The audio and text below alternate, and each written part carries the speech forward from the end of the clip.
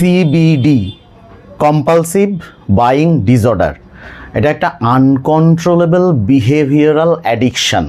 কিসের অ্যাডিকশান?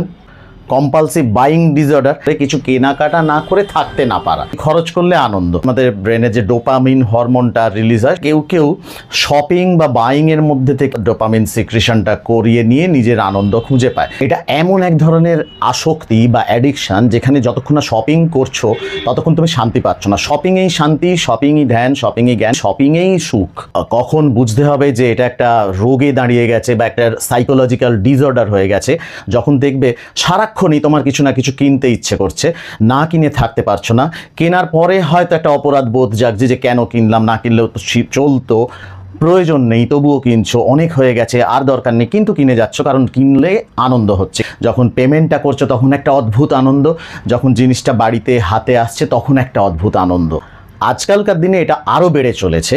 তার কিছু কারণ আছে। তার কারণ হচ্ছে ইজি অ্যাভেলেবিলিটি, অর্থাৎ আমাদের এখন সোশ্যাল মিডিয়া, অনলাইন শপিংয়ের অনেক রকম অ্যাপ আছে। তো এই যে ফেসবুক লাইভ, তার সঙ্গে আরও অনলাইন শপিং প্ল্যাটফর্ম, এইগুলো আমাদের শপিংয়ের ইচ্ছেটা আরও বাড়িয়ে দিচ্ছে। এবং তার সঙ্গে ওই যে ফেসবুকে দেওয়া, ফেসবুক ইনস্টাগ্রামে নানা রকম জিনিস কিনে সেটা দেখানো, তাতে করে যে লাইক পাওয়া যায়, এটাও একটা ভালো লাগার অনুভূতি।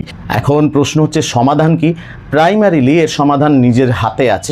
24 ঘন্টার জন্য মনে করুন আগামী 24 ঘন্টা আমি কিছু কিনবো না, 24 ঘন্টার জন্য শপিং বন্ধ রাখবো। যত রকমের শপিং অ্যাপস আছে সেখান থেকে যত নোটিফিকেশান আছে, নোটিফিকেশানগুলো অফ করে দিন। মাসের একটা বাজেট তৈরি করুন, সেই বাজেটকে মেনে চলুন।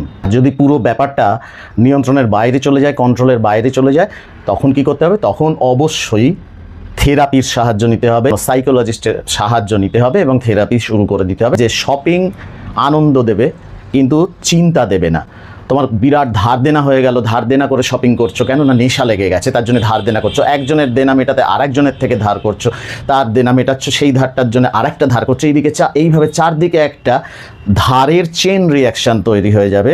এমনকি শপিং কোনো কারণে করতে না পারলে তার থেকে মানসিক চাপ, সেই মানসিক চাপ থেকে শোনা যায় যে আত্মহত্যার প্রবণতা পর্যন্ত হতে পারে। তখন জিনিসটা খুব সিরিয়াস জায়গায় চলে যাবে। কাজেই অবশ্যই যদি নিজে কন্ট্রোল করতে না পারো তাহলে থেরাপির সাহায্য নিয়ে এটাকে কন্ট্রোল করতে হবে। তাহলে যে জিনিসটা করে আমার মানসিক সুখ নষ্ট হচ্ছে, সেই জিনিসটাকে আমি করব কেন?